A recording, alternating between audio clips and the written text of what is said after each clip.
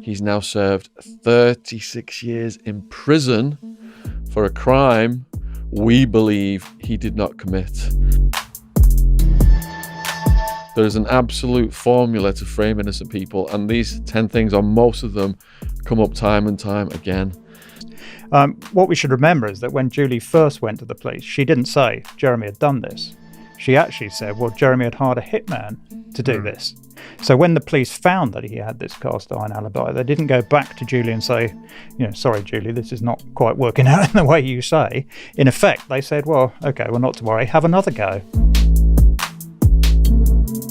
The fact that the initial assumption was that it was a murder-suicide. And one of the results of that is they just didn't do a lot of these tests. For instance, the police surgeon didn't take the body temperatures. Now, if he'd done that, it would have shown that Sheila died 4 or 5 hours after the others had. And that would have been the end of the story. People's misconceptions of him are, he was arrogant and a womanizer and all this. That's just the media.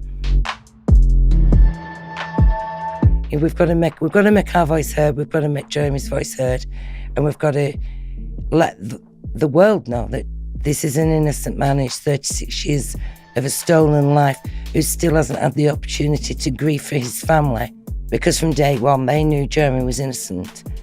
And from 3:26, when Neville rang the police, they've known that Jeremy was innocent. So 36 years down the line, they still know Jeremy is innocent.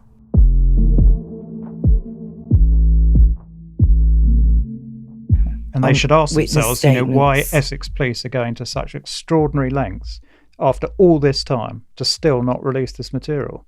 People don't act in that way except for a very good reason.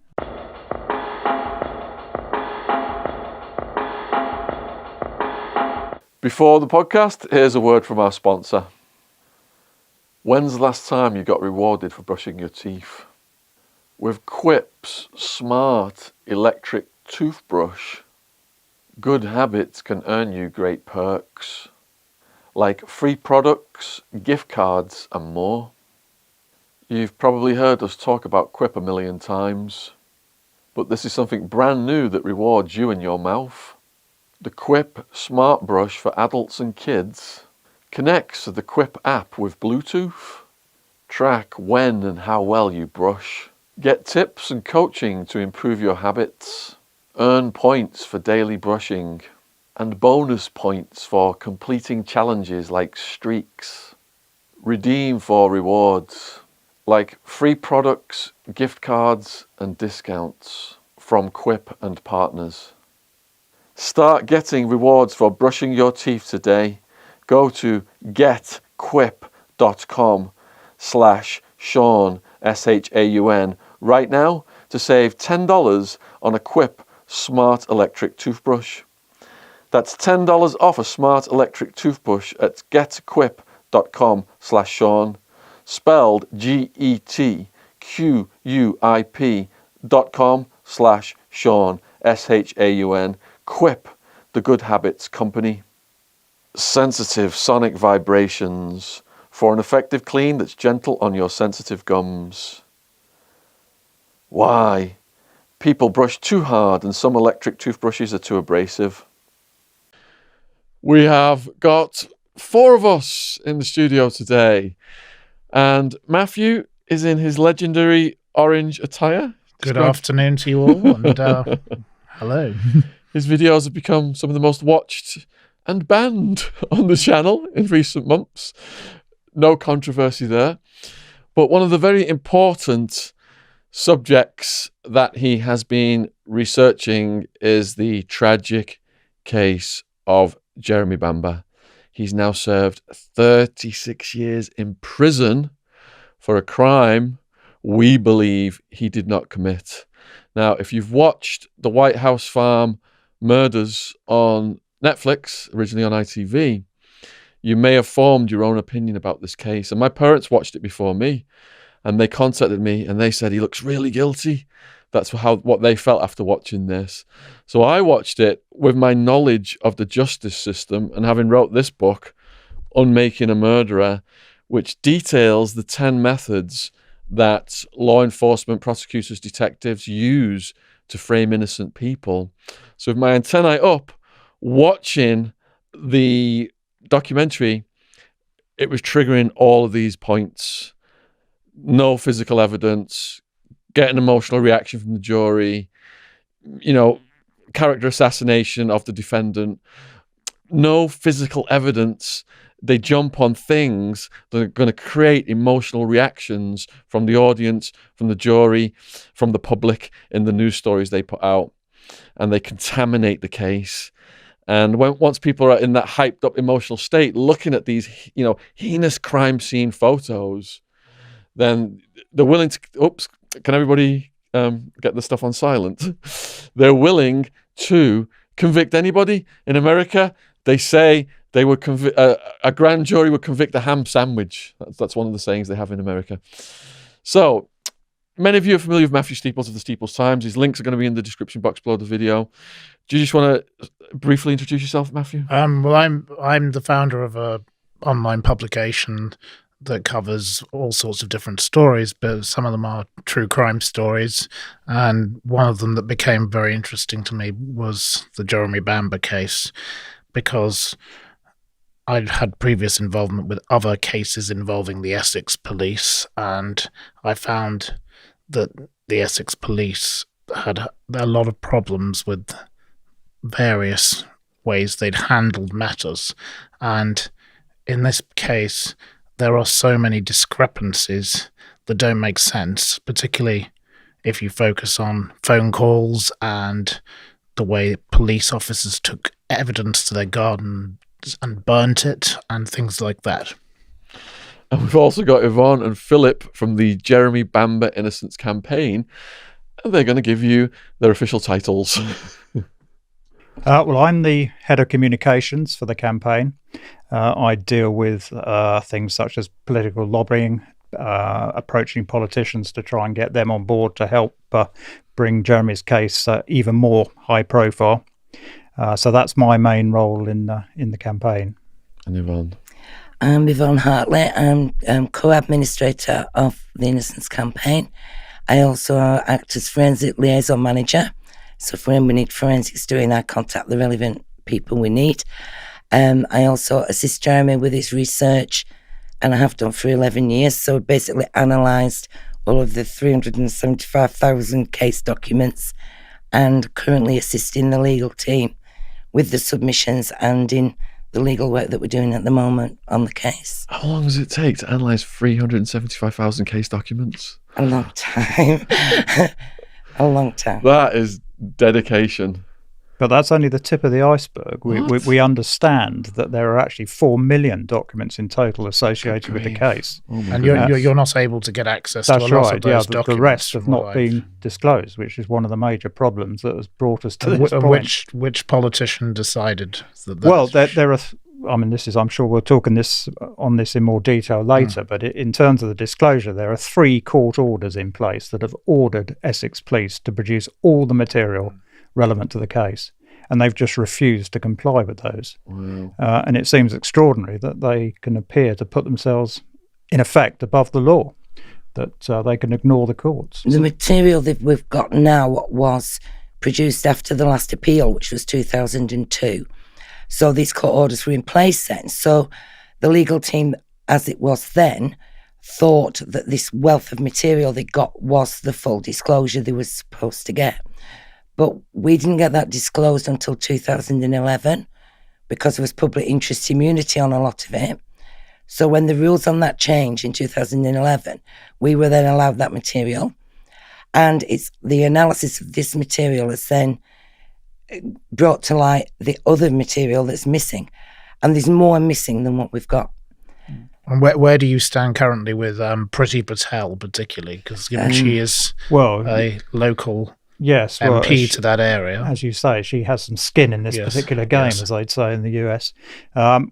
She can't, as we understand it, interfere in the legal process. So should the CCRC refer Jeremy's case, as we saw in the Colin Pitchfork situation recently, she can't overrule any judgment they might make. But obviously she can set the mood music around any sort of appeal.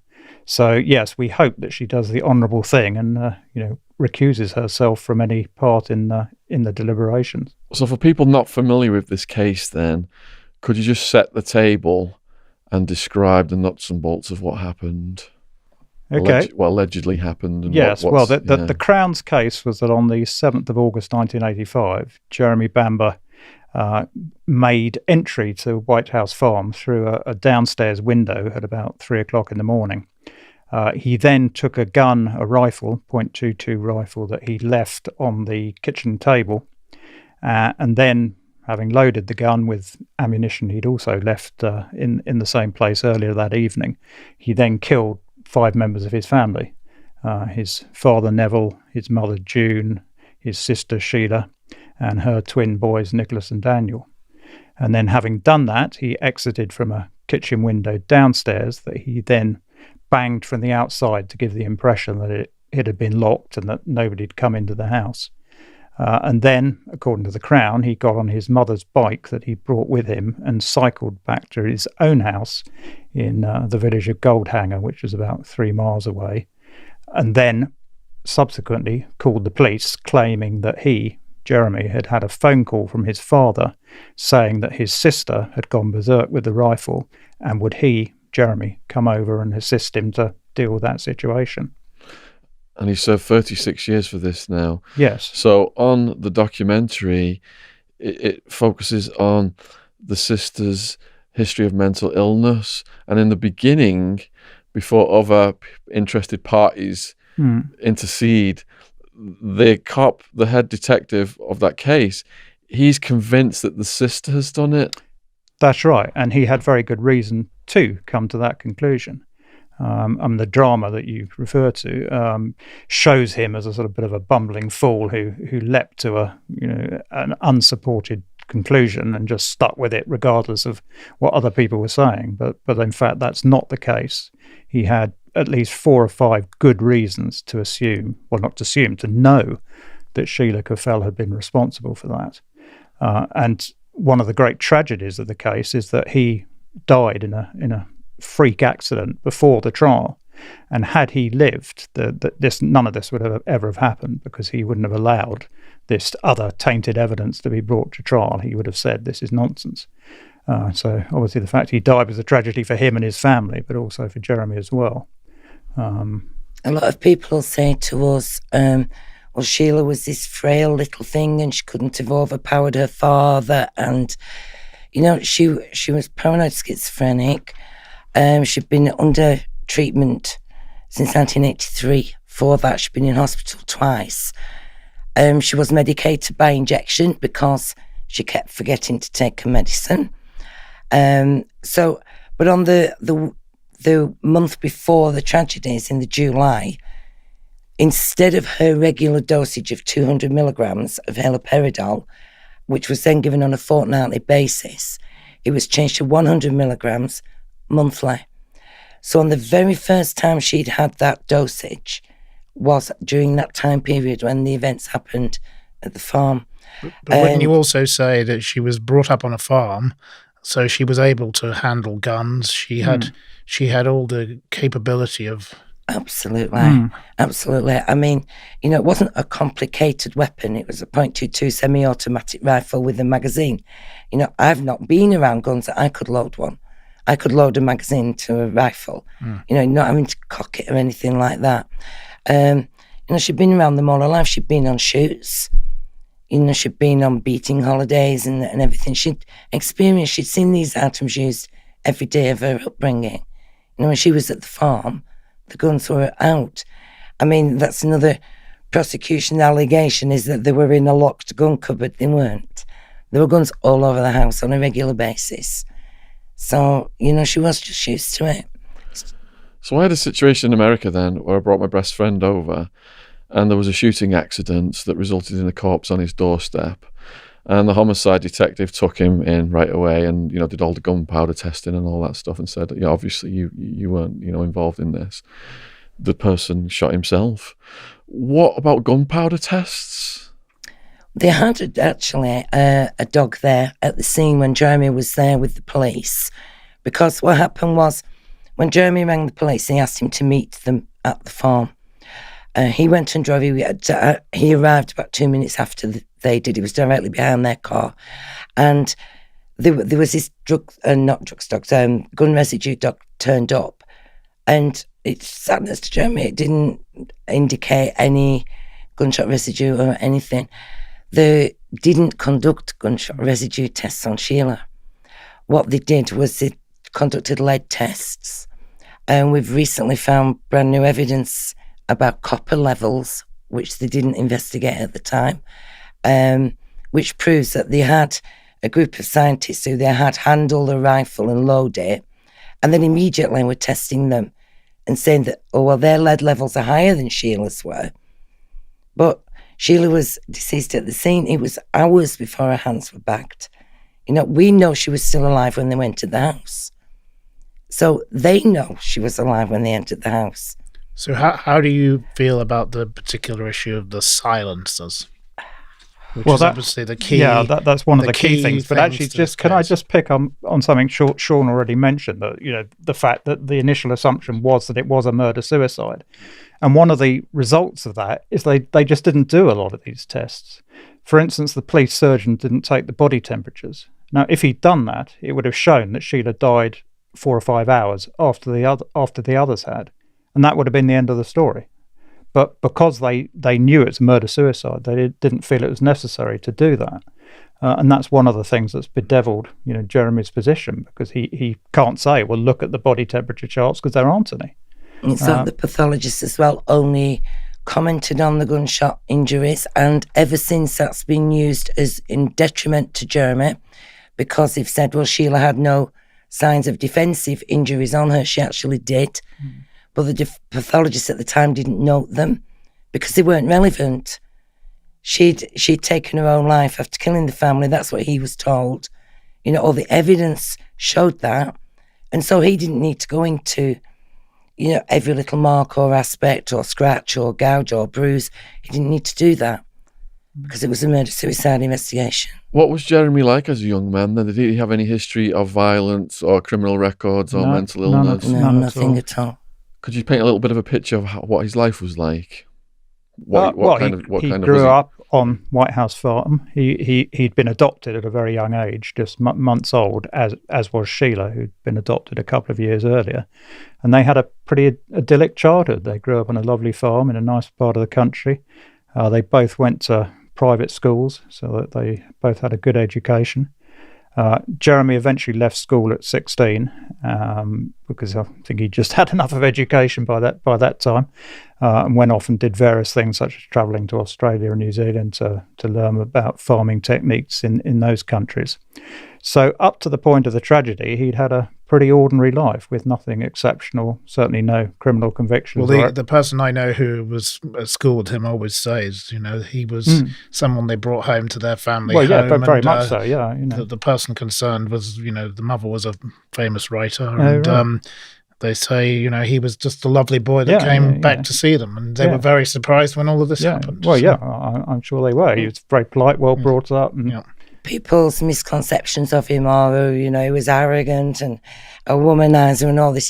That's just the media. That's just the media. The Jeremy I know is shy and, we've come to learn and how very do you well. particularly feel about the lady called Julie Mugford, who sold her story on the basis that, of a conviction? We see Julie Mugford was absolutely convinced that she was going to be Mrs. Bamber. She'd picked out, she wanted to live at Vaulty Manor. She was like, there was a lot of property, there was a lot of business interests. Jeremy was going to be very wealthy, he was already wealthy anyway in his own sort of, for his age group. And she wanted to be the future Mrs. Bamber. He wasn't unattractive, and a lot of women were attracted to him, and, she had Jeremy. And the relationship started going downhill before the tragedies. After the tragedy, she still stuck by Jeremy. She was still like, there was no marks on him, no nothing. She was still sleeping with him. She was still, this is, her future husband. And she even told people that they were engaged. They weren't, but she told people that they were. That was her dream. So when Jeremy ended the relationship, it only took a matter of days. And she was he told me he got a hitman. He told me this. He's been planning it a year. None of that before. So would you say she was a complete fantasist? She even admitted to the police, because she even admitted to the police that she once put a pillow over his head, just as Jeremy was breaking up with her, and tried to smother him, and said, "If you're dead, no one else can have him." I mean, that was her man, and no one else was going to have her man, and she's got her wish now, because she lives in Canada now and has a new life, and she got paid 20. All her criminal charges, she had criminal charges that would have been against her trainee teacher of drug offences. So she'd been smuggling drugs from Canada before she knew Jeremy. She'd been dealing drugs at college. She'd been propagating them with Jeremy. She'd had her part in the caravan burglary where she was a willing accomplice. She'd committed checkbook fraud with her friend. And that's another misconception, because at the trial it was put as though she committed a singular checkbook fraud. But it amounted to nearly £900. Check guarantee cards only went to, £50 maximum in 1984 when this happened. So it was like she made at least 13 checkbook offences. But all those charges were dropped on the condition she gave Crown evidence. Yeah, this is number 8 on my checklist of the 10 things that they applied to set up innocent people. And I think we're going to hit all 10 in this conversation today. And I just want to highlight that as we do, because it is a formula. There is an absolute formula to frame innocent people. And these 10 things, or most of them, come up time and time again. And just going back then to what you said about the kids were adopted. So were siblings adopted? Like, were they naturally from the same parents? No, they had no biological link. Jeremy's father was somebody who worked at Buckingham Palace. Both his parents did, he still lives in Knightsbridge, and I know of him. Oh, right. But obviously they have no contact. But he ultimately, he had an affair with a lady, I believe. That's right. And they were both married independently to other people, and ultimately they ended up married, and they've got other children. Jeremy's got actual blood. But he has no contact with them whatsoever, from what I gather. No. What about the sister's parents? Well, she did find her natural mother, actually, just before the tragedy, so earlier in 1985. And they had a very emotional reunion. Her mother, ironically, given Julie Mugford's current whereabouts, she was from Canada as well. So her mother actually came over to the UK from Canada to meet Sheila, and they got on very, very well. And Sheila was really thrilled about this, because it's something that had, bothered her for some time. So what a tragedy that she didn't, make a reunion with her and maybe rebuild her life in a better way. I think that partly contributed to what happened, because Sheila had been searching for her blood mother for a lot of years. People had been helping her do that, and she saw her for like 2 days. And then she left. So it was like, to me with Sheila, I feel like I've come to know Sheila a bit with all the research I've done. And there were a lot of things happened with Sheila that was like positives, but then they were taken from her. So it's like meeting her mother, for the first time. She was so excited about that. She looked up to that for years. And she'd just come out of the hospital. So she was heavily medicated at the time. She met her mother. They'd arranged to meet again, but then the mother went back to Canada. So that's like, you get something, then you've lost it. It was the same with the children. And how do you feel about the family's particular religious? They were very, very religious family. I think it's been overplayed. That's overplayed in your view. Yeah, June was a philosopher. She loved the philosophy of religion. And yes, she did get more religious in the later months. But it was more the philosophy. So she'd go to Bible studies and get a passage and, what is the meaning of that? How can I make that relevant to today's society? How can I help people in respect of what it's telling me to do here or advising me? So it's more philosophy of things. But Sheila got very religious, didn't she? And, she was like, thought that, that her friend at the time was the devil, and that. And wasn't there an issue to do with the Bible and the suicide note? Yeah, well, yes, that's part of the exculpatory evidence. But sorry, can I just jump back to you were asking about Julie Mugford and was she a fantasist? What we should remember is that when Julie first went to the police, she didn't say Jeremy had done this. She actually said, well, Jeremy had hired a hitman to do this. Now, and she named... Wasn't there something about a wetsuit? Yeah, well, yes, that's also... That was the uncle. We'll tell you about that one in a minute. But when she said about the hitman, she named this guy, Matthew McDonald, who was somebody they knew from down the pub, who had a sort of slightly shady reputation. So she'd obviously picked on what she thought was the most likely sort of person to do something like this. But fortunately for him, he had an absolutely cast iron alibi for the evening in question. Otherwise, he'd have been in serious trouble as well. So when the police found that he had this cast iron alibi, they didn't go back to Julie and say, sorry, Julie, this is not quite working out in the way you say. In effect, they said, well, okay, well, not to worry, have another go. But actually, they still use that hitman evidence at the trial. Yeah, I mean, extraordinary. So they told the jury, Julie said Jeremy hired a hitman. And it's like, they knew that was a lie. And where was the financial trail to that hitman? Well, yes, exactly. There was. There was none. Like any of these cases that I look at, where is the money? Follow the money, and you always end up with the truth. Yeah, because she said she said that Jeremy had paid him £2,000, but as you say, there was no evidence of that at all.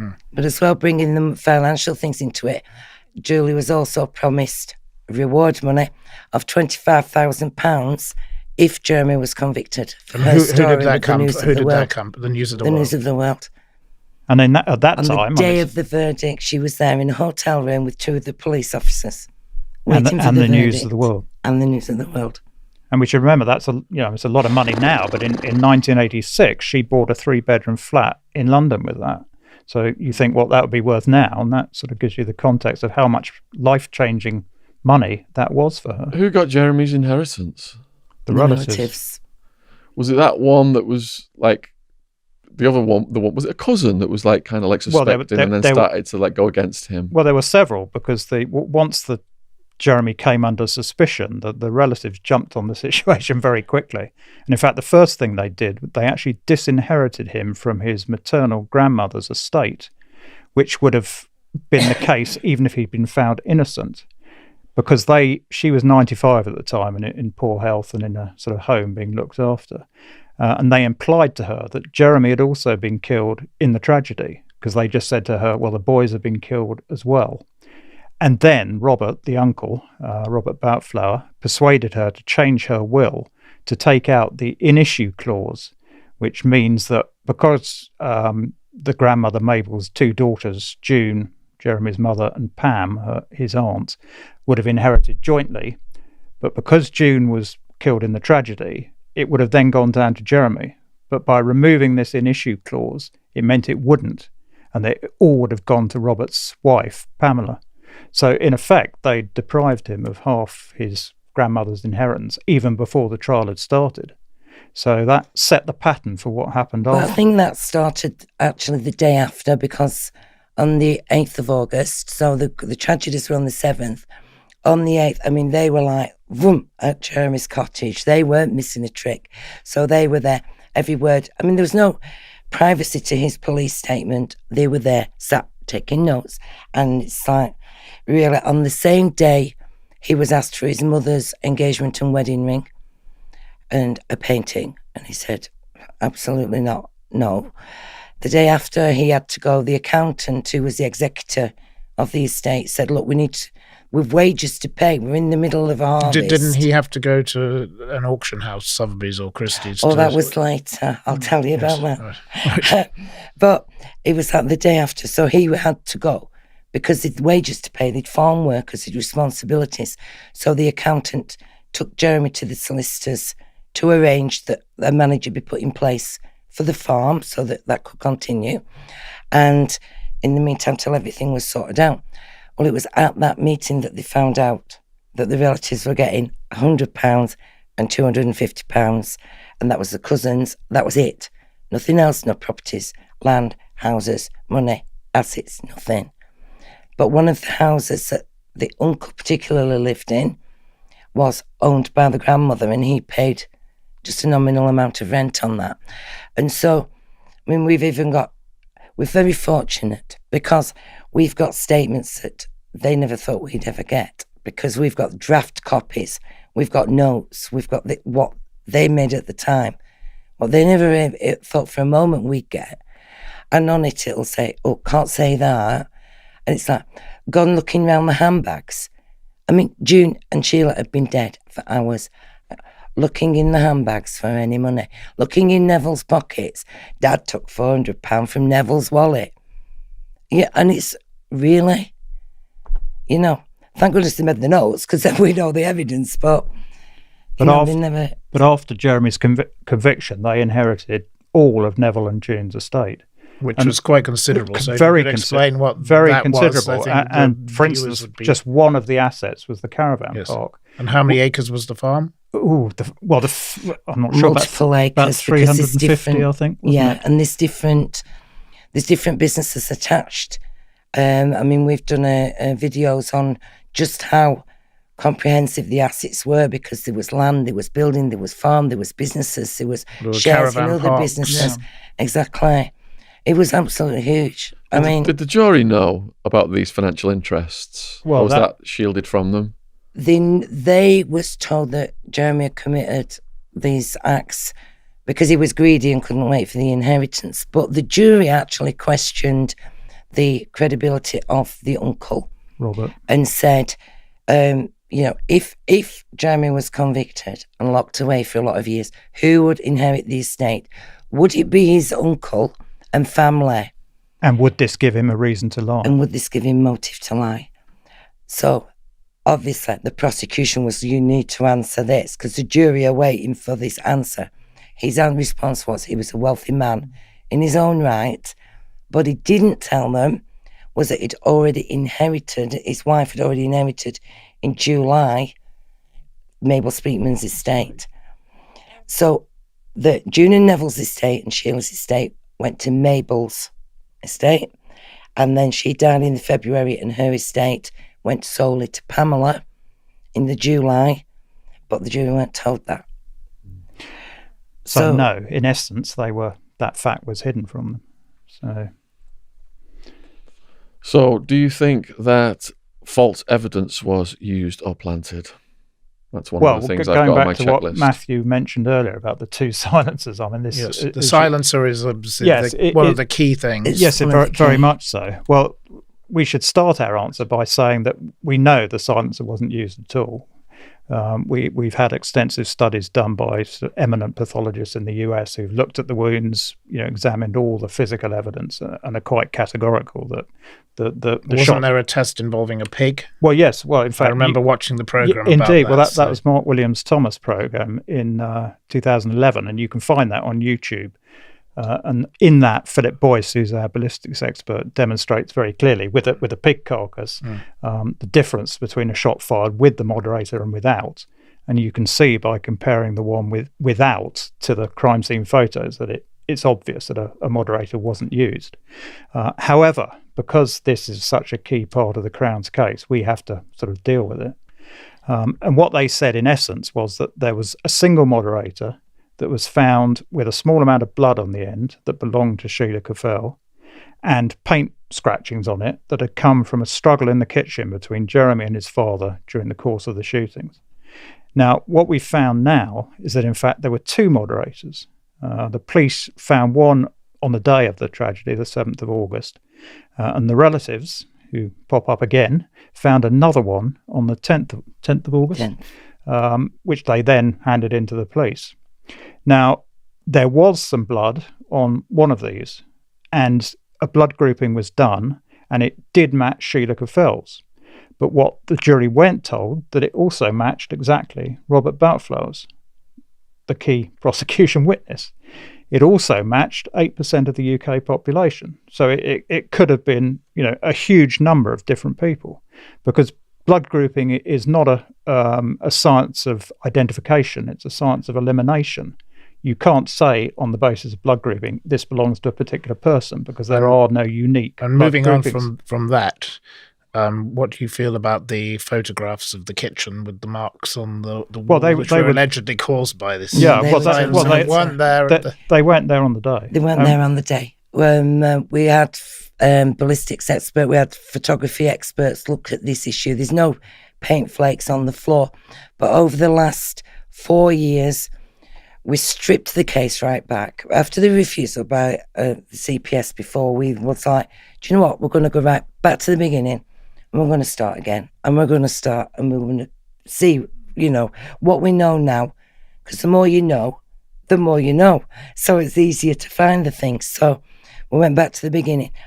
And so not only can we now prove there were no scratch marks underneath the mantel shelf that day, which the Crown said were made with the silencer on the rifle, scratching the underneath of the mantel shelf during a struggle. We can now prove, not only with photographic evidence, but by forensic analysis of the spoken word of police officers, that there was no paint. Scientific documents we've got that now unravel there was no paint on the end of the silencer that day. The only time that became relevant was when Jeremy was arrested and released without charge on the 13th of August. When that happened, then all of a sudden, there's now paint on the end of this silencer. There's now scratches photographed underneath the mantel shelf. We know who did it. It's in the submissions and it's also in a complete police complaint we have active at the moment. So it's also a case of which silencer. well, we actually know which silencer. The blood was on the one that was given the reference SBJ1, which was named after the officer who found it, Stanley Brian Jones. The other one was DB. No. Oh, was it the other way around? Sorry. The blood was on the silencer that they called DB1. DB1, sorry. Which they got from the relatives. And the paint was on the silencer reference SBJ1. And was there a hair as well? Yeah, that's a different issue. The mystery of the grey hair. I love the grey hair. So they said that there was that nobody saw a grey hair on the silencer at all until Stan Jones went to collect it from the relatives on the 12th of August. When he was there, he was like, "Oh, there's a grey hair. Neville had grey hair. Must be his."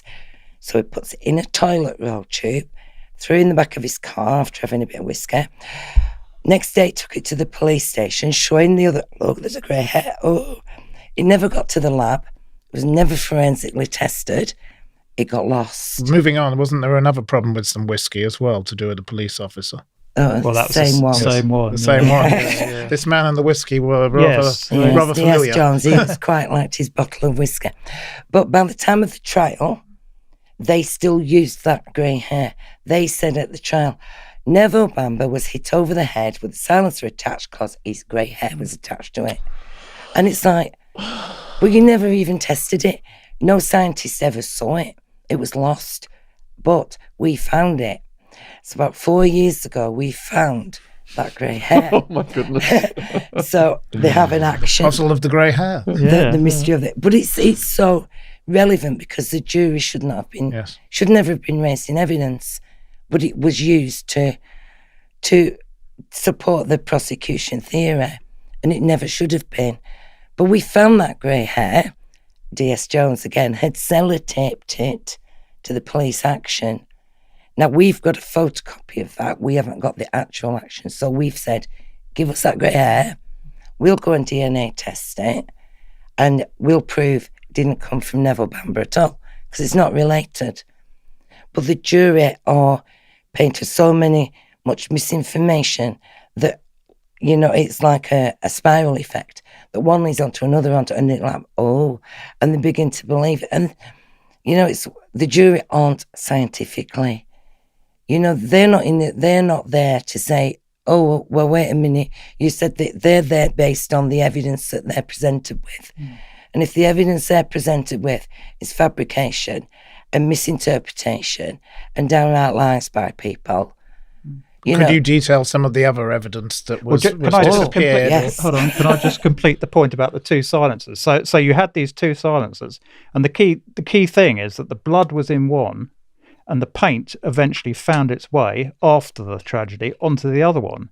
Now, they thought these were two incriminating bits of evidence in themselves, but we believed that because they didn't think a jury would accept that 2 moderators had been used during the course of the shootings, because there's no reason why they should have been, they were very simple devices, they conflated the 2 together and said that both the paint and the blood had come from what had been on one single moderator.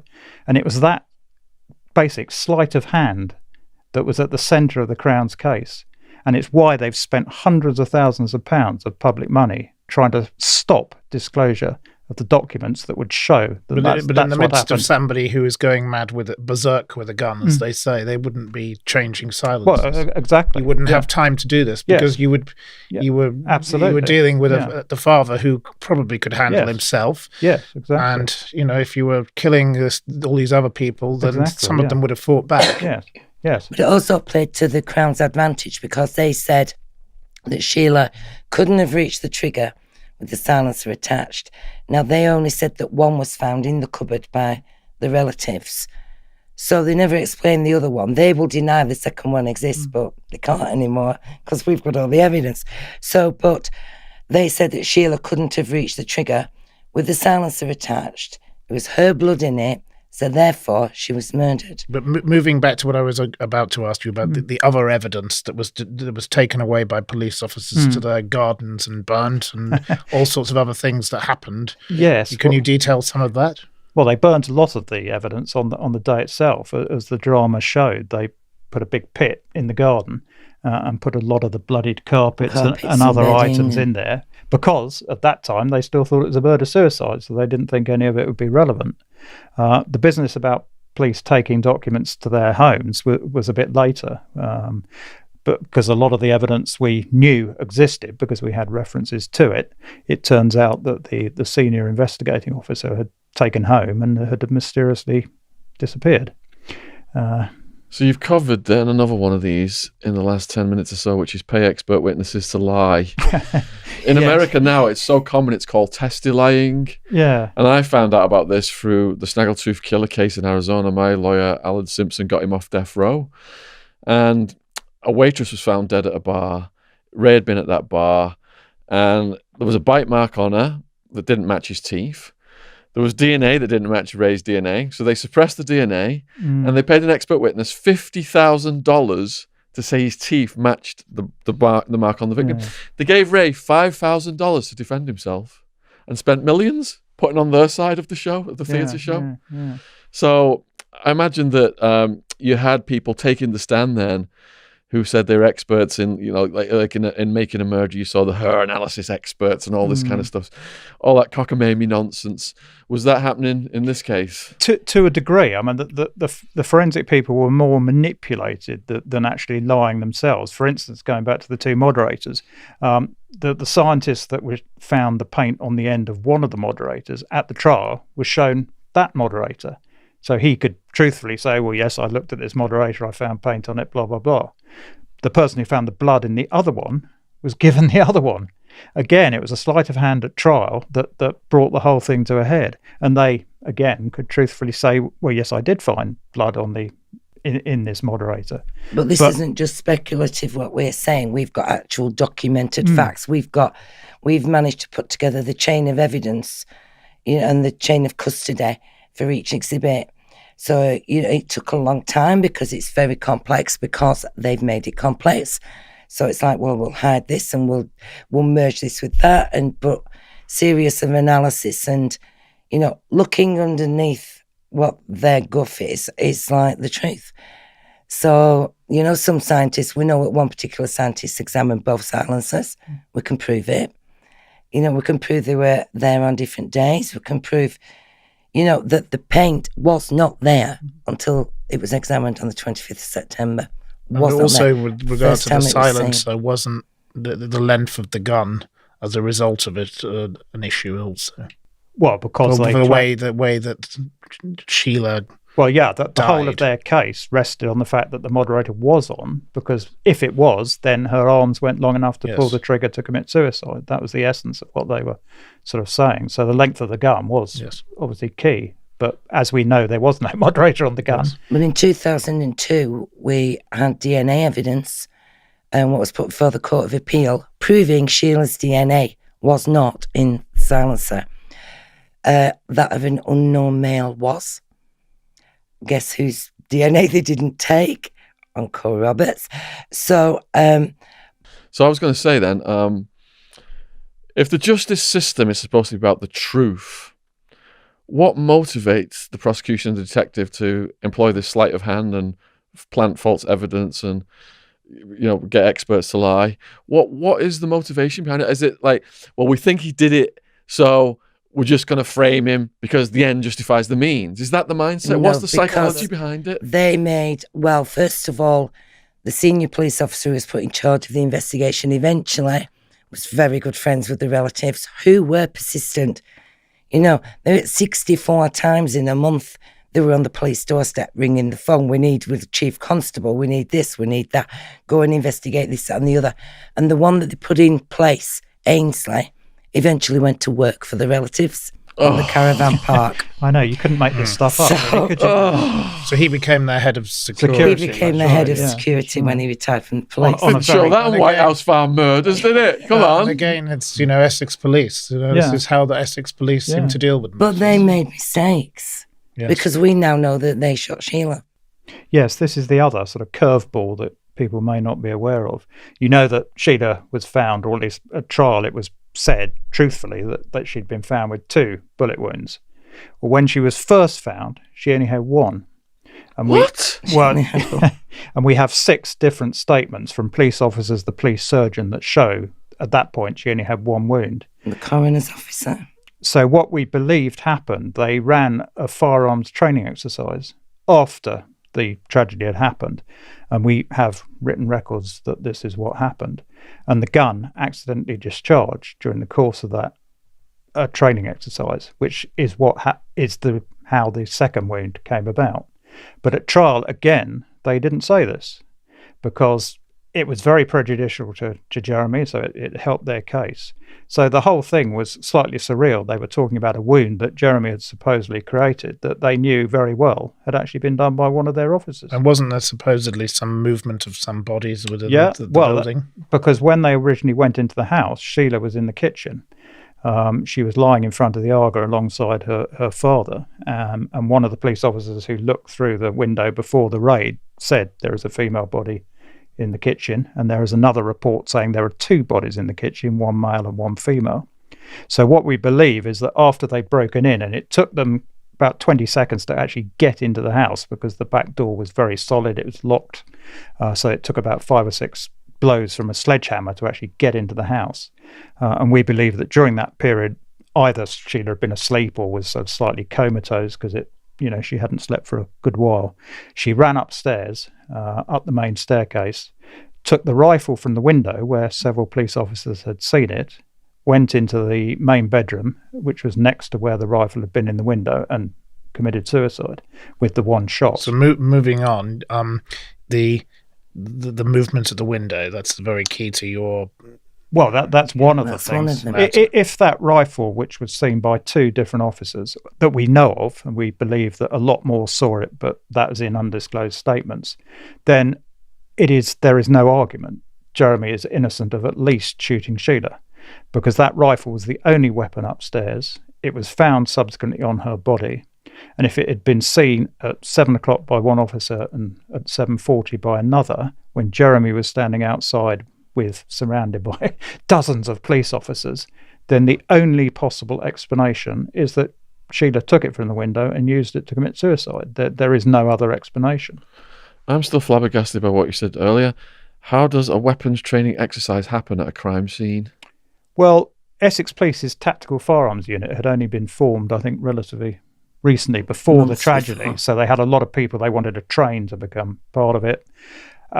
So I suppose, looking at it cynically, it was an ideal situation to give them a view of how crimes of this type play out. I mean, the disturbance of the scene is they deny ever disturbing the scene. It's plain as the nose on your face when you look at the photographs and they're like, we moved 2 stools.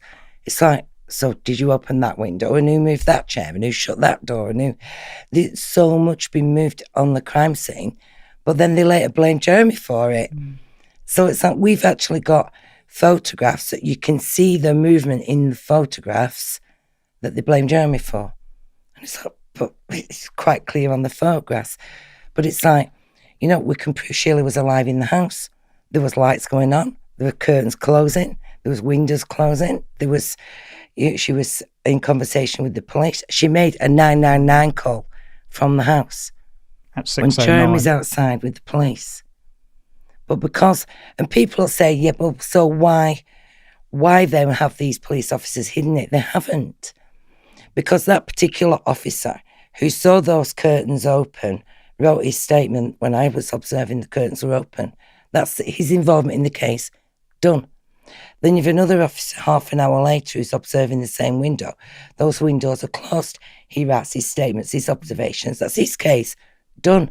So it's only bringing all that together. It's only the senior officers who've gone, you know what, we'll hide that one and we'll move that one and we'll change that log. And we can prove the logs were rewritten. So we've got logs missing. I think we've got 3 more here from the formula covered. Conceal other suspects. So the focus was moved from the sister. Yes. Coerce false confessions. So the ex-girlfriend gladly gave false confessions. Yeah. And then trigger emotional reaction. So I imagine at trial, they really focused on the goriness of the crimes as opposed to the lack of any evidence against Jeremy. They showed the jury, which one of my experts have said there is not a chance they should have done this. They showed the jury pictures of the children with shaved heads and the bullet injuries. That's how they do it. They shouldn't have done that. That's how they get the most extreme emotional reaction out of somebody. You don't do that.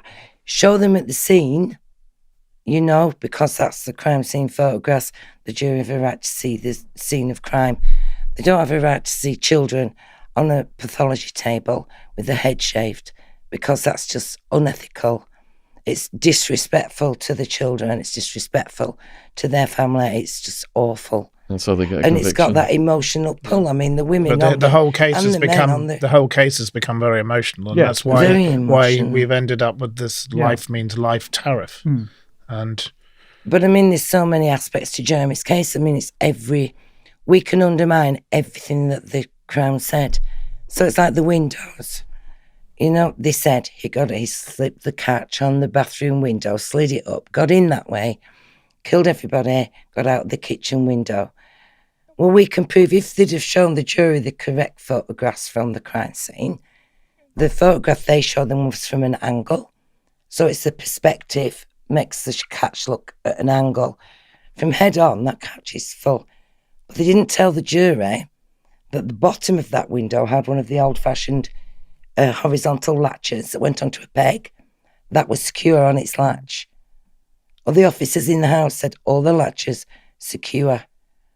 That was secure. You can see it on the crime scene photographs. Well, I would imagine the house would have been quite secure anyway, because they were wealthy people who also had guns in their house. Yes, exactly. But it's like, you know, if there's no way in and there's no way out, then the person who committed the crime is in the house. You know, we can prove he didn't get in. So White House Farm omitted that as well, because they just showed the dodgy window, didn't they? Yeah. Well, a great example of how they distorted the facts is how they showed Stan Jones, who they made out to be the hero of the scenario, because he kept going and insisted that Jeremy was guilty. He was one of the people that we got the statement from, saying that Sheila only had one shot initially. And one of the key scenes in the drama was him seeing her with 2 shots and saying, "Oh, this Bamber bloke must be guilty because she'd been shot twice." But that was completely against what actually happened, where he saw her with just 1 shot. And in his own words, he went back to the farm with the pathologist Venesis next day. And in his own words, he said, "I was astonished to be told that she'd been shot twice." Do you think they just gave her a second shot then, just to seal the case? No, I think it was accidental. I mean, she was dead. Don't you think they could be that corrupt? No, I think she was dead. We should make clear she was dead at that point. She had committed suicide, so they didn't kill her, but they shot her corpse. Could you address another key issue, which is the telephone calls? I think that's a very key. The telephone calls, I think, are the key thing to this whole matter. Because it's Jeremy's alibi. You know, it's like hard and fast.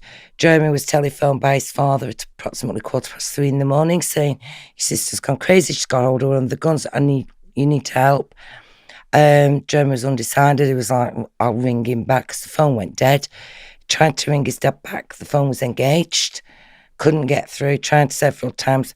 Rang Julie, what should I do? Because Neville and June were very, very private.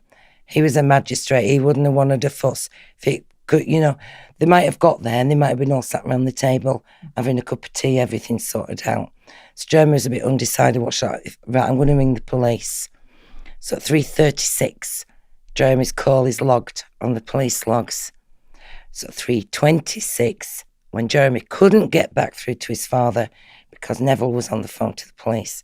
So we've got both police logs. We've got Neville's call, which talks about his daughter, age 27, going berserk. She got hold of one of my guns and his phone number, his address, 3:26. We've got Jeremy's call, 3:36, his address, his phone number. My dad's rung. My sister's gone crazy. You know, we need help. And they've merged those two logs together, but we've got now fresh evidence. We can prove that cars were dispatched to the scene prior to Jeremy's phone call. Wow. We can prove that at 3:30, one of the officers received a radio call to say, we've had this incident, you need to be going to Whitehouse Farm. And then at 3:37, he was contacted again on the telephone to say, have you dispatched it? You need to be going.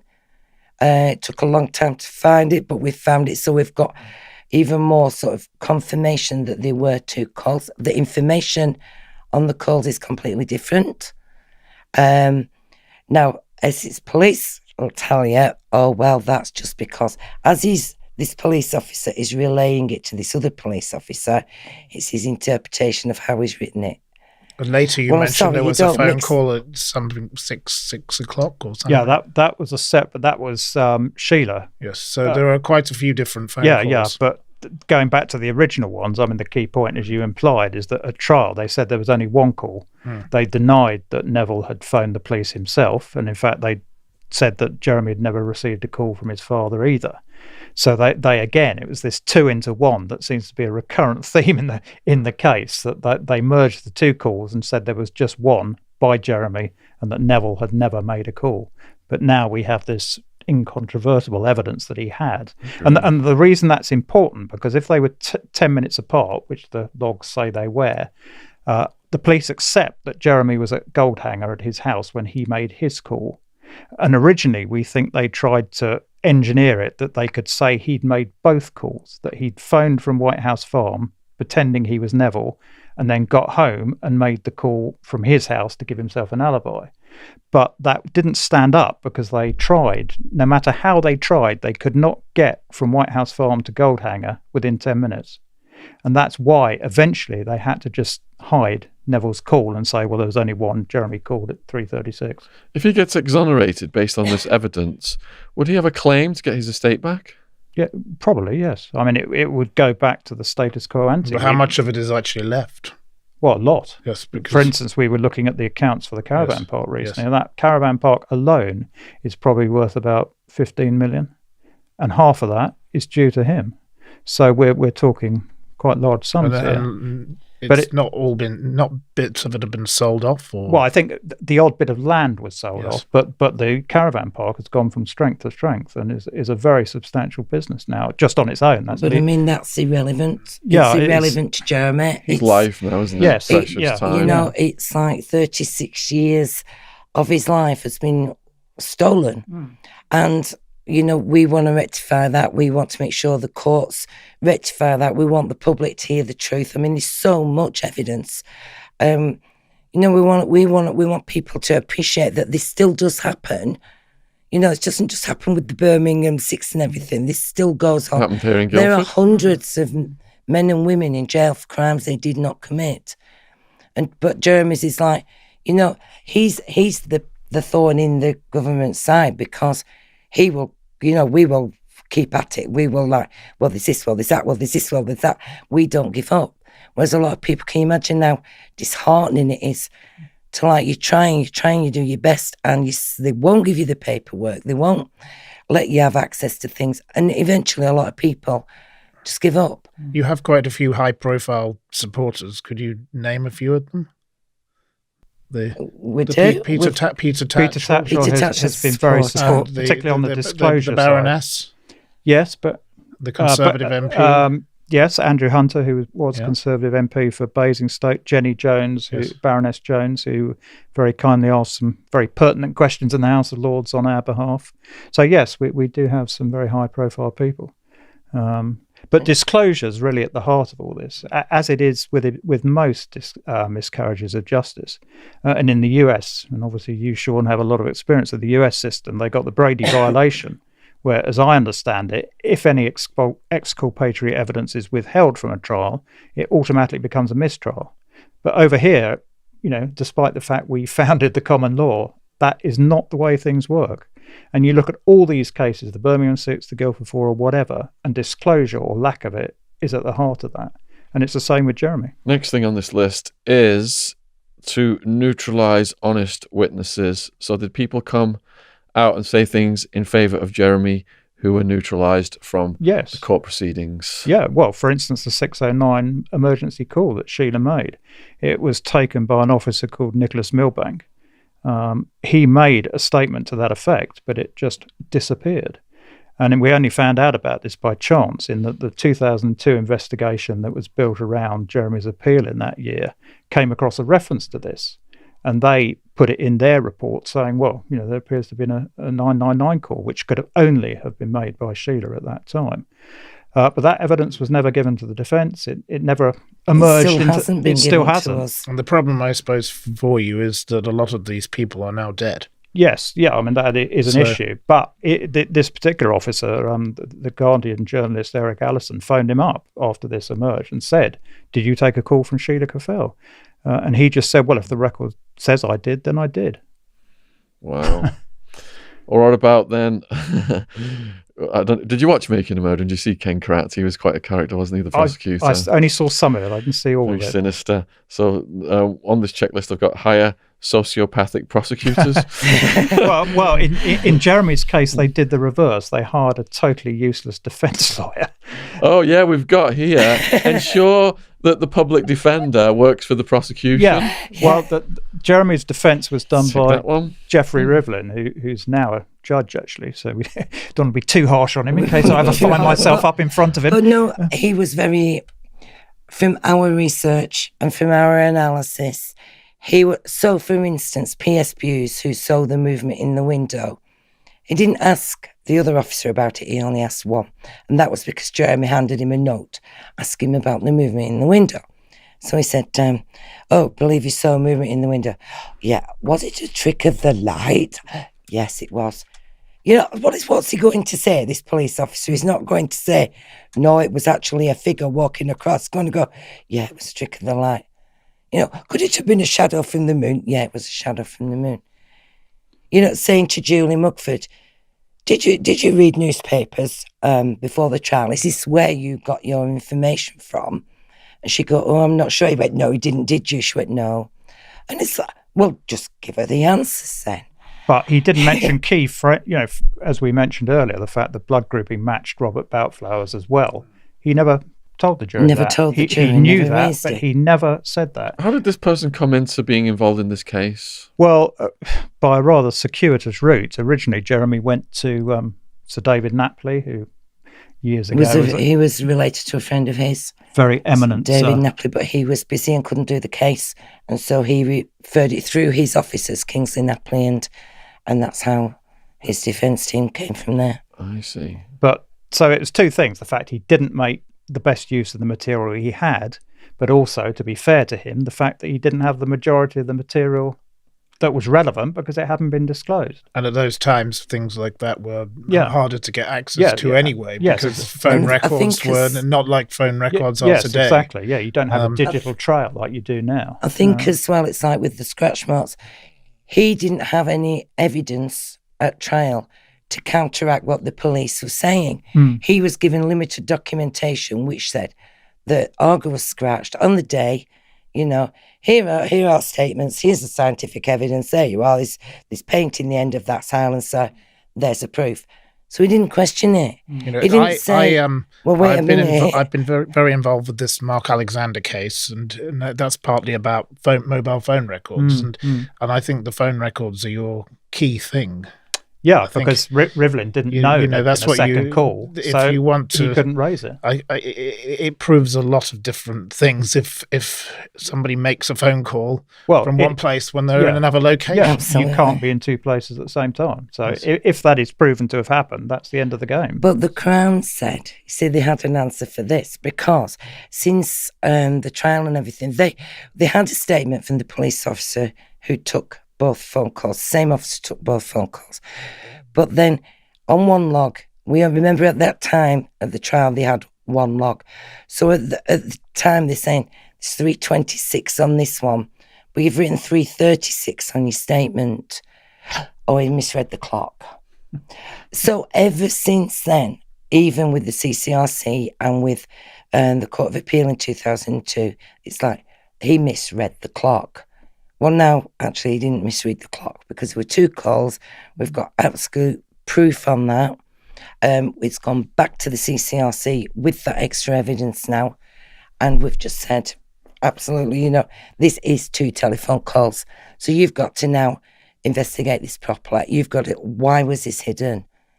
Because from day one, they knew Jeremy was innocent. And from 3:26, when Neville rang the police, they've known that Jeremy was innocent. So, 36 years down the line, they still know Jeremy is innocent.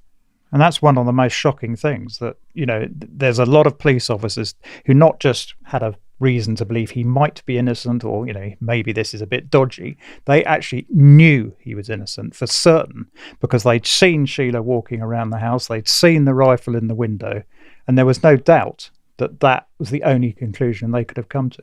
They had a suicide note. Yeah. Oh, yes. Well, that's something. What happened to that suicide note? Well, that's a very good question, Matthew. Yes, there you go. More missing evidence. Absolutely. Yes. More things that got burnt in the garden. Yes. Well, this ironically was first referred to by Stan Jones himself. He was the person who raised this. That they 2002. Wasn't it hidden in a Bible? Well, no, that's a different one. There was a note in the Bible, but this was different. And it said, "I have just killed myself." Presumably because Sheila's state of mind was that having killed her family, that was part of herself, and in her psychotic delusions that she was having at that time, it kind of made sense. But that wording must have stuck in his mind because he quoted it verbatim when he referred to it in 2002. So there's no doubt in our minds there was a suicide note. And in fact, the police had never denied there was a suicide note. Never denied it. But they've produced a couple of other things they claim were the suicide note, which were actually just child scribbling on bits of paper. And where is he now? Sorry, Stan Jones? No, he's died. He's He died. died a few years ago. But it was his colleague who ended up becoming the head of security.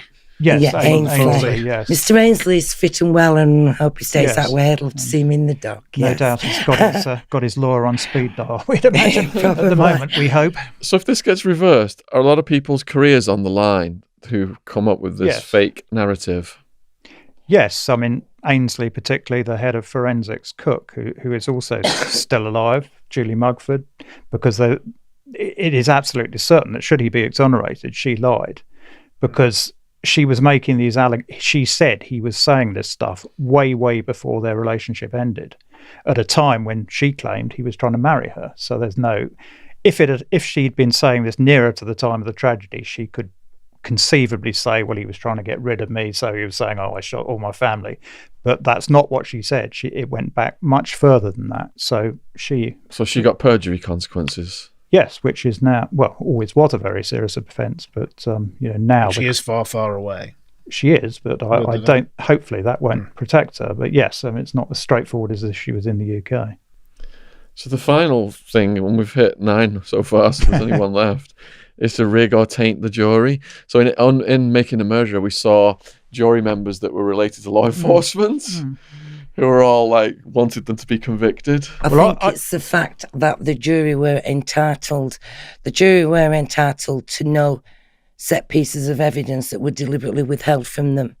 So they were entitled to know, with the windows, that on the day of the tragedies, the police saw no damage whatsoever. That 3 weeks later, there was no damage whatsoever. That the 8th and 9th of September, no signs of entry or exit. 1st of October comes, Jeremy's been arrested. There's all these scratch marks all over the catches, all over the window. It's like the jury were entitled to know, actually, well, on the day, there was no damage. There was no damage to this. Actually, the police moved this, the police moved that. You know, so by inference, they were misled. And so because they were misled, the jury's tainted. If they'd have known that one of the beneficiaries' blood group matched Sheila's blood group and weren't told at trial that blood comes from Sheila and Sheila only, nobody else, her on her own, then would they have had that? You know, they should have known. They should have been told. You know, they should have been told that how the house was locked and bolted. They should have been told there was a 999 call, that there was 2 calls made to the police. They should have been told ambulances weren't called till after Sheila rang the police at 6:09. I mean, they're at the scene all morning from 10 to 4 and not a single ambulance is called out. There's 77 police officers at that scene and nobody thinks to call the ambulances out till after a 999 call's made from the house. So after all of this, how do you feel, you know, Jeremy was portrayed as being this greedy person who went on holiday and went to Sotheby's and sold Spending items. money. He was a bit like the Menendez brothers, another case I'm very interested in, portrayed to be such a terrible person. I can explain the Sotheby's. We have statements from the gentleman at from Sotheby's representative. And what had happened was Basil Cock, who was the executor of the estate, there was a lot of valuable items in the farm. And he was worried, as Jeremy was worried, that, I mean, things were being filtered out of the house within hours. As soon as the relatives got in there. And he didn't want to go in the house, from what I recall. So no, he didn't go in for a few. So that's how they days. were able to take things. Yeah. Well, they were going on the premise, they were going to clean up. And he actually gave them the keys. But ironically, in their words, they were looking for clues. But so they were not only taking the money, but they were taking jewellery. And we've got their statements where they're going, "Oh, didn't know Granny Bamber's jewellery were here, right? We'll put that in the drawer." So they were taking all these things. Now, there was a lot of antiques in the house. So the executor, not Jeremy, the executor of the estate, who was also Neville's accountant, called Sotheby's in because he wanted to put some of this stuff, not just to get it valued, but to put it into protection. And we have statements from the gentleman involved from Sotheby's, Mr. Stancliffe, who says, you know, I was asked to go to value these items. I took them for safekeeping because there was concerns about the family pilfering. And that's in written witness statements, but that's not told to the jury. But there's one other variant on your last point. You were saying about tainting the jury. In Jeremy's case, it was actually the judge that was tainted because he was so biased in favour of the prosecution as to really steer that. He basically told the jury to convict him. For instance, on the blood evidence, their final question they came back with is, please could you review the blood evidence? Now, Justice Drake, who was the judge at the trial, knew that the sample matched Robert Boutflowers again. And ironically, the prosecution counsel, Anthony Arledge, actually said, isn't it fair that we ask Robert Boutflower to account for this fact? And the judge just said, no, it isn't. It's already been dealt with. So when the jury came back and said, please summarise this blood evidence, he told them, this blood is Sheila's and Sheila's alone. And 17 minutes later, they came back with a guilty verdict. Good grief. So he was very much part of the problem. And that's difficult if you've got the person who presiding over the proceedings is leaning one particular way very strongly. It's very hard, even without all the evidence that the defence didn't have, to make a difference. Was there just one trial or was there multiple? No, just one. And what was Jeremy's demeanour and how has he been over the years? Well, clearly at the time he was utterly shocked because he, like most of us, had faith in the British justice system, but it let him down considerably. So, how old was he when he got convicted? 24. Grief.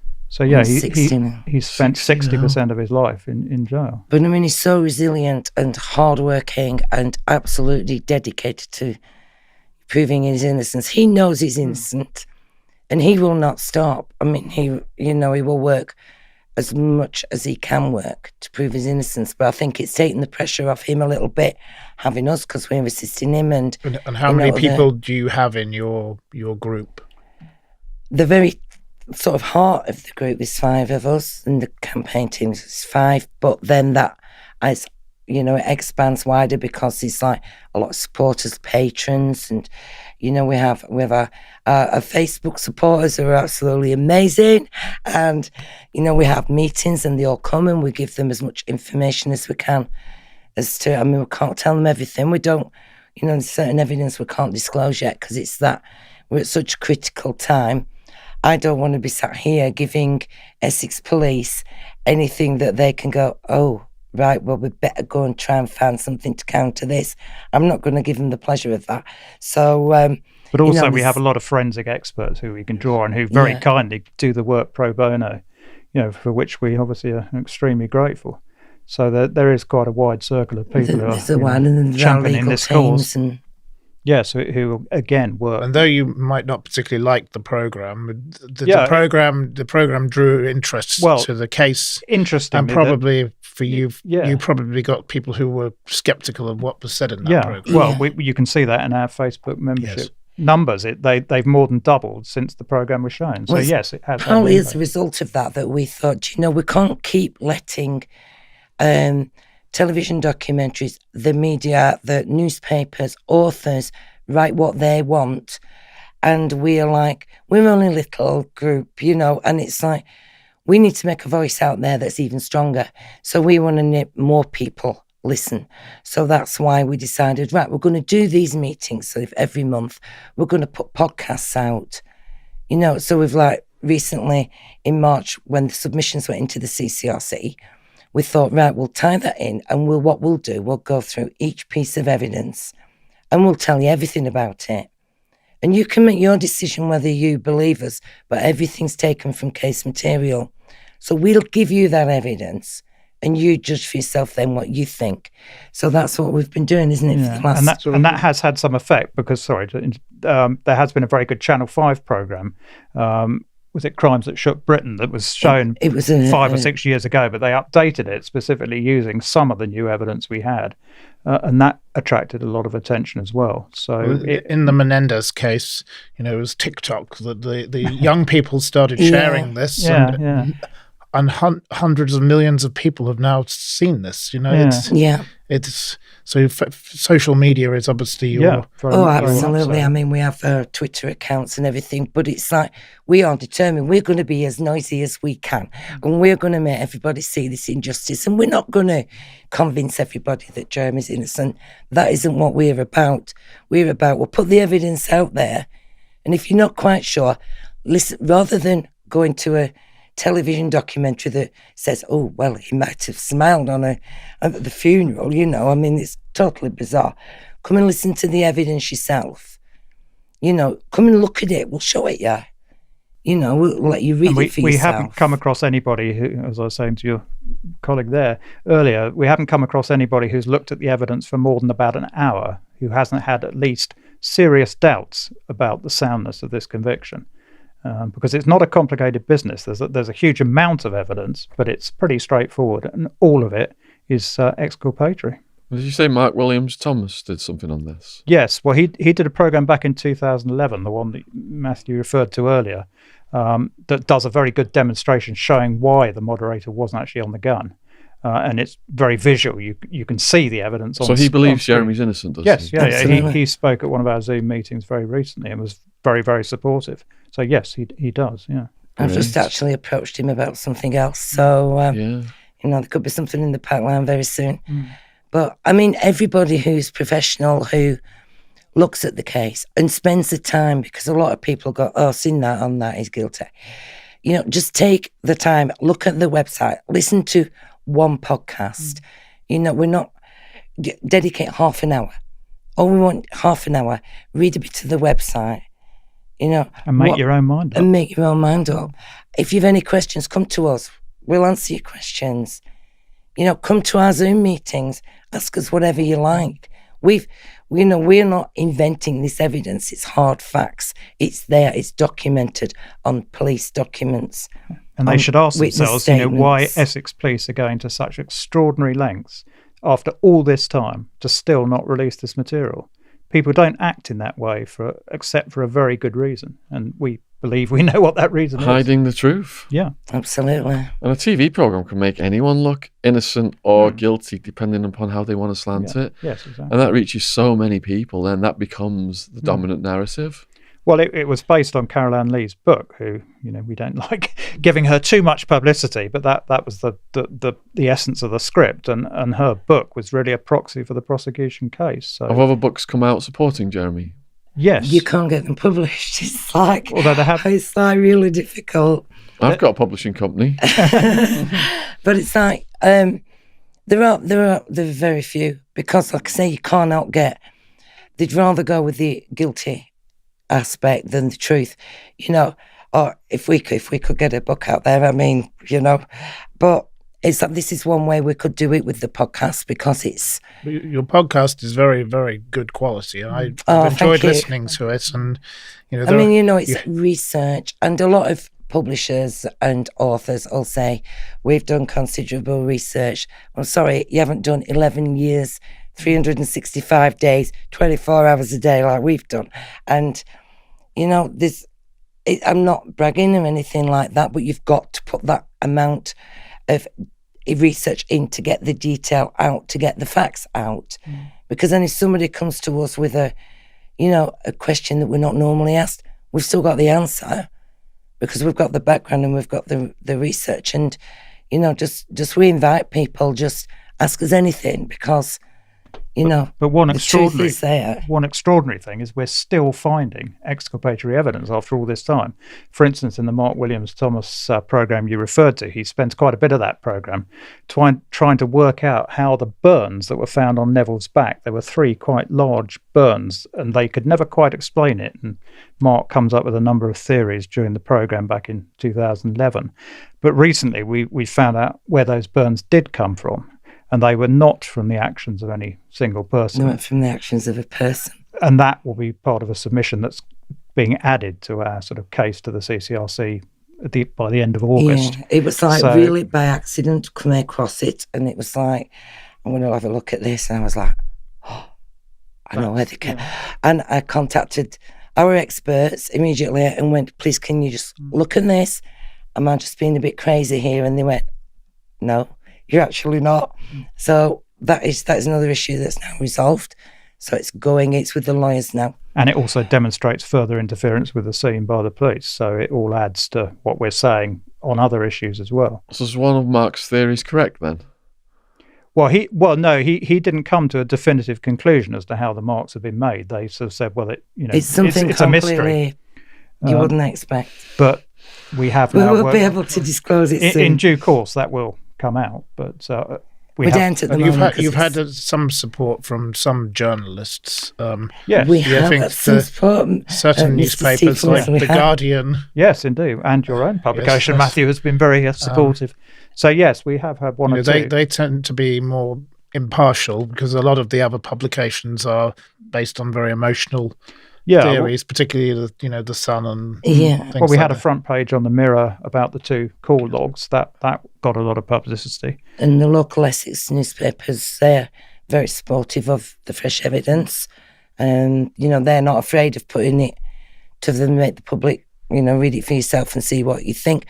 But I am absolutely confident. You see, it's very difficult, I suppose, for the media when you've got somebody who's convicted of these heinous crimes, that you're going to take their side, because they don't want to be seen to be taking, a child murderer. Most people don't want to support a man who kills his own family. Well, exactly. But once we can start disclosing this fresh evidence, then there's going to be a very quick turnaround. At the same time, you do have your critics. They're on Facebook particularly. They've written to me, these people, and they get quite worked up. Yeah, but you see, most of it, as you say, is emotional. they're saying this person's been convicted, he must be guilty, you're all a bunch of whatevers for trying to help him out. But they don't look at the evidence, which is what they should be focusing on. Have you thought of writing a book, Yvonne? Often. Have you? Well, you pretty much already have. So. Pretty much already have the other podcasts. Yeah. But yeah. Well, no, I mean, I couldn't tell you how many millions and millions of words I've written on Jeremy's case, but yeah. But the other thing is, when we find all this exculpatory evidence, there's only one avenue you can go down to making the best use of it, and that is the CCRC. So it's not like we found the answer to the burns on Neville's back, and we phone up a hotline and say, "Oh, we found this," and they say, "Oh yeah, that's great, we'll let him go." That's only the beginning of the process. You've then got to put it all into submissions, get the lawyers to sort of approve it, then put it into the CCRC. They've got to then refer it to the Court of Appeal, and finally the Court of Appeal have got to agree that you have a good point that overturns the conviction. You now seem to have a new law. The latest lawyer seems to be very vocal. Very, very, very good. So we are confident, but it's a very long process and difficult. We're very lucky because the legal team will work with us. So because we understand the issues inside out, back to front, and upside down. For them to have our help is good for them because it's giving them, they're not having to research anything. They absolutely trust us, and it's like, here's the document we've made on this. There's the supporting material. You check through it now, and that's what they do. And that's how we've done it for the last few years, and it really works. And a lot of legal teams won't work with campaign teams, but they do, and we're really grateful for that because it's been able to advance the case a lot more and a lot sort of harder than it would have been. Do you know what I mean? There's a lot more substance to it, isn't there? Mm. So, could you explain, because we've got a lot of international viewers, what is the CCRC and who are they comprised of? Well, it's the Criminal Cases Review Commission. After a series of high-profile miscarriages of justice back several decades that Matt's alluded to earlier, the Birmingham 6 and the Guildford 4, this new mechanism was created.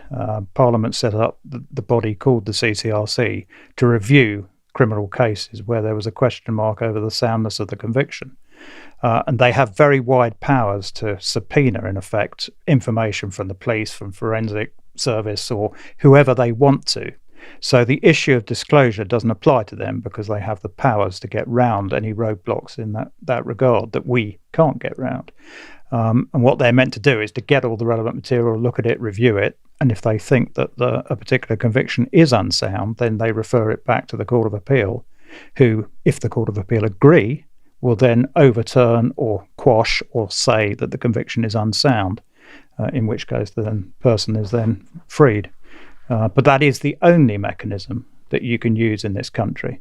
So there is no alternative other than to putting your case through the CCRC. So how many people at the CCRC would be looking at Jeremy's case? Well, there are two layers, really. There are caseworkers who look at the real detail of it. So that they will be the ones that would go and get the extra disclosure. Hopefully we'll go to Essex Police and say, right, give us all the call logs that you have after all these years, and look at them and say, well, there were 2 calls.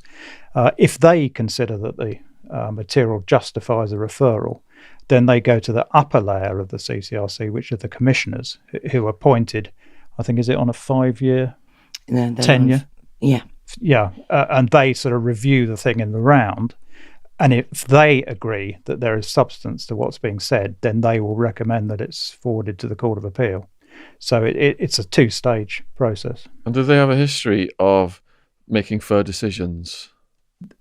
No. Well, their history, No. their history is somewhat checkered. To be fair to them, they have referred Jeremy's case before in 2002, but because of the DNA evidence and their bizarre interpretation of it, they turned the appeal down.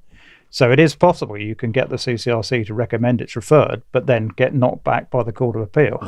It's very difficult to get the CCRC to do a referral. However, lately... So he's had 1 referral so far, but that failed. That was because they said even though Sheila's DNA was not in the silencer, so that should have been it, shouldn't it? No. Just because it wasn't in there doesn't mean her blood never had been.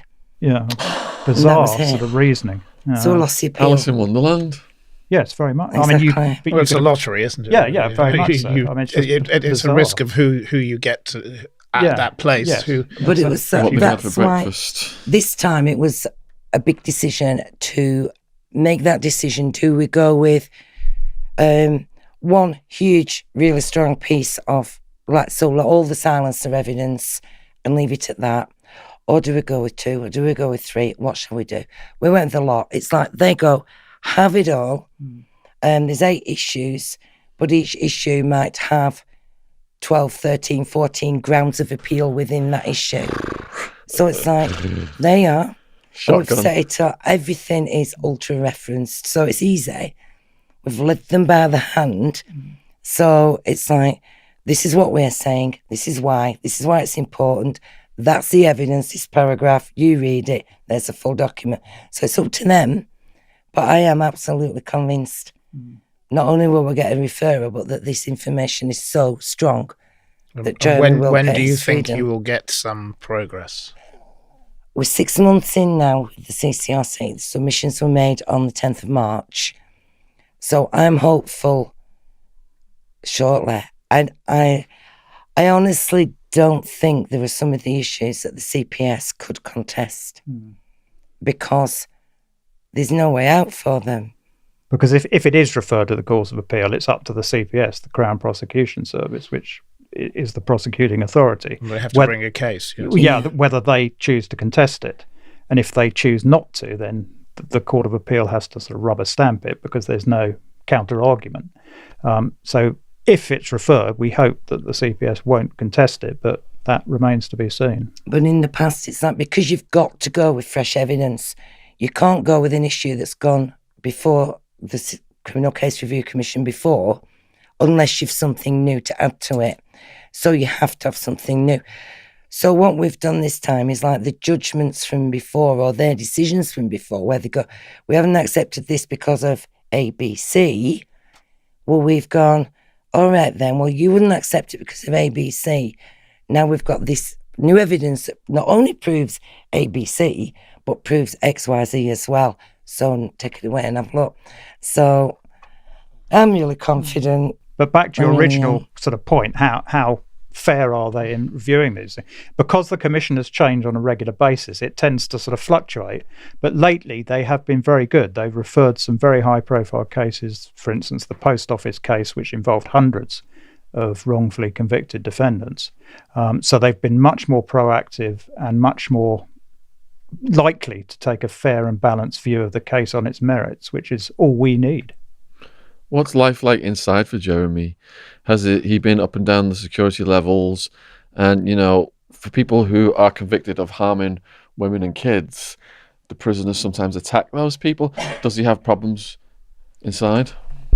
Well, he's a Category A prisoner at the moment. So that's maximum security. Yeah, so he's highly restricted in what he can. He was reduced briefly. Well, and then the story of family that goes back to one of our favourite subjects, the relatives, yes. because when there was talk about downgrading him to Category B, which would have made his life much better on a day-to-day basis, the relatives immediately objected because they said their life would be at risk should he be downgraded. And, you know, the Home Office, for political reasons, just agreed with them and kept him at Category A. So he's still in with the worst of the worst, and it's a pretty grim regime. It's like, we've recently done a podcast about Jeremy's security status, and it's an issue he challenges every year. We have prison lawyers, and every year, you know, he passes all the prison tests and everything with such a low score. He's scoring lower than the guards and everything, you know. So it's ridiculously low score. So we challenge it every year. Every year is turned down for one reason or another, not because of any violence or anything. He helps other people learn. I mean, obviously the COVID's had restrictions, but, you know, he helps people learn to read and write. You know, it's very receptive to the other people, isn't it, to the other men. But he keeps himself to himself a lot because he's working on his case. So for 36 years, he's been in the highest security levels. But it's a very violent... 6 months, I can't imagine that the effect on someone's mind. Well, You know, yeah. you talk about people being institutionalised. We've all seen Shawshank Redemption. Yeah, absolutely. And but it's people don't realise. I mean, we didn't realise until recently because he didn't tell us. But it's like the regime even through the night. It's like So Jeremy has no privacy whatsoever. Every letter is read, every phone call is monitored, everything is recorded. Visits are like you've a guard there. You know, we do the purple visits at the moment. There's a guard there. Nothing private whatsoever. Every night, every hour, the lights on, the hatch is open, slammed shut. So we didn't even realise that till recently, because it protects us from his day-to-day life, because he knows, you know, he doesn't want people seeing that aspect of it. And, you know, we don't talk about in prison conditions and things like that, because that's not what we're about. We're about putting the evidence of Jeremy's innocence and making sure that that regime that he's under is going to finish soon, you know, and that they're all going to stop. But he hasn't had a decent night's, you know, full night's sleep for 36 years, which... How does he pass the time? Well, he works. I mean, there is the opportunity to work in the prison at times. Obviously, during COVID, there wasn't. Do you know what his job is? Yeah, he works in a sorting office for DHL. So it's slave labour. It's fairly mundane stuff. Within the prison, gets him out of his cell, and, you know, gives him contact with other people. Yeah, and isn't he quite into exercise? Yeah, he does an awful lot of. Yeah, he goes to the gym a lot. But also, I mean, another aspect of it is just a very violent environment. You know, for instance, 8 or 9 years ago, he was at the telephone, and, you know, behind him, someone came up and just slashed him across the neck, and it missed his carotid artery by millimetres. And he was very lucky to survive that. And you can see he's got a big 10-inch scar down his neck. So when you're living under those conditions, it obviously puts a huge mental strain on somebody. Wow. Particularly, well, even more so when you're innocent and you know that you shouldn't be there. Has he written his life story? He's actually a very good writer, and he's written stuff for our meetings. And he writes things for our meetings, and you know, obviously he gets a lot of posts, and he writes, but he's, you know, very supportive to people. So we think he get people writing to Jeremy with like their personal problems, and Jeremy will write them a letter back, and you know, it's just generous that way, isn't he? But he gets hundreds of letters because he's obviously so sort of high profile, and he tries to, you know, reply to them all, however sort of strange they might be. But should we put his mailing address below the video? Because I know, like, mail is gold, isn't it? Yeah, that would be lovely. Thank you. Yeah. As well as all because I mean, it's good to know, because I mean, it's such an anxious time for everybody at the moment, but particularly Jeremy, because I mean, we're not under that, you know, regime. We can go out, we can do what we like. This is to us his shot. We've got to do this because this is his chance of freedom, and I'm fully confident. But for him to know that there's people who are supporting him, who are fighting for him, who are making a voice and, you know, making themselves heard, and that means a lot to him, because we get contacted by a lot of people and we're like, right, to Jeremy, let him know what you've said to me. You know, let him know how much you support him, because it's that gives you the drive and the determination that, you know, and Jeremy will say, I'm not just doing this for me. I'm doing this for you lot and my supporters and my friends, and, you know, so it puts the focus off him in his head onto others, and he likes to be there for others. It's such an oppressive environment, and when you get that mail, it's like the highlight of the day for some people to read, you know, have that communication, that bridge to the outside world. Yeah, very much so, because, I mean, for instance, to illustrate how long he's been in there, he's never used a mobile phone. He's never held a mobile phone. Now, to us, sitting around here, that just seems absolutely... Never would have had email. Yeah, bizarre. Absolutely. So, you know, the world in his mind is stuck in 1985, because that's when he first went on remand. So it's going to be quite an adjustment for him once he gets out, but I'm sure he'll... You know. I think it's important to say as well, because some people think because we have Twitter accounts and Facebook accounts that that's Jeremy. It isn't Jeremy.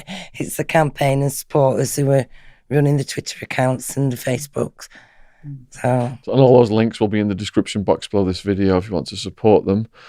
Do you have any final questions? I just want to say thank you very much for coming to meet us. And you know, I think your work is amazing. You know, you've been very tireless in your campaigning, so, and I hope it makes progress shortly. Well, hopefully Jeremy can come on the programme very soon. So for the people watching this then, do you want to just give like a conclusion to what we've been talking about today, how they can get involved perhaps and contact you? Well, the initial thing, if they wanted to, is to write to Jeremy. It's to look at our website, to look at the evidence, make up their own mind. And if they agree with what we're saying, there are a number of ways they can get involved in the campaign, just by joining the Facebook group at the minimum, or contacting us to suggest any other ways they might help. Yeah, we have 3 Twitter accounts. We have J Bamber Facebook, Twitter. We have Free Bamber Now and Bamber Tweets. Somebody always active on those every day. We have our Justice group on Facebook. And there's the website. You can email us through the website. So if you have any questions at all, please just ask us. Join the Facebook group. Please listen to the podcast, because, you know, they are facts from the case material. There's no speculation in them. You know, not everything's positive. There's some negativity in that, but you've got to listen to them because it's giving you all the facts. And then you make your decision then. But just on the behalf of Jeremy and the campaign, I want to thank you so much for giving us this opportunity, because we've got to make our voice heard. We've got to make Jeremy's voice heard, and we've got to let the world know that this is an innocent man who's 36 years of a stolen life, who still hasn't had the opportunity to grieve for his family, because he's even been denied that opportunity. And, you know, we will not stop. We will keep fighting until the day Jeremy walks free. And we just appreciate that you've given us this time and an opportunity to be able to you know, make people aware. But as I say, and we're quite happy to come back any time as the case progresses and we get to the day of justice, but it will happen. Well, Yvonne, Philip and Matthew, it is an honour to have all you guys on to detail this case, because miscarriages of justice are close to my heart. When I saw, you know, going through the American legal system and just saw the corruption and how people on death row are innocent, and yet they know, and they hide the evidence, and they execute these guys just before the governor's up for re-election, just to get more votes, to show that he's been tough on crime. There's this cycle. And there's bigger psychopaths in the justice system than there are in the prison system. But I say with Jeremy's case, because he was convicted on a 25-year tariff, then he was changed to a whole life sentence. So Jeremy is living a living death penalty. So, you know, he knows he's on a death sentence, but they're not going to execute him that way. They're executing him by keeping him incarcerated and away from freedom and liberty and his justice. And we've got to correct that. And I'm convinced he's innocent. All 10 things in this book were repeated today, just like they were recently in the Luke Mitchell case. So if you are interested in Miscarriages of Justice podcasts, we did cover the Luke Mitchell case a few months ago. So please let us know in the comments what you thought about this case today.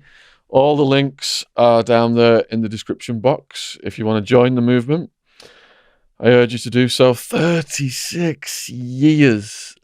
I mean, I ended up serving 6 on a 9.5-year sentence, and I felt myself getting a bit institutionalized. And I saw people being for 20, 30 years. And even our first podcast guest was in for 34 years for a crime he hadn't committed. And to come out and have the great spirit he did have, and I'm imagining it, there's parallels with Jeremy here, whereby he's got this spirit that is just carrying him through this, his determination for the truth to come out. But it's so important that he does feel the love and support from around the world.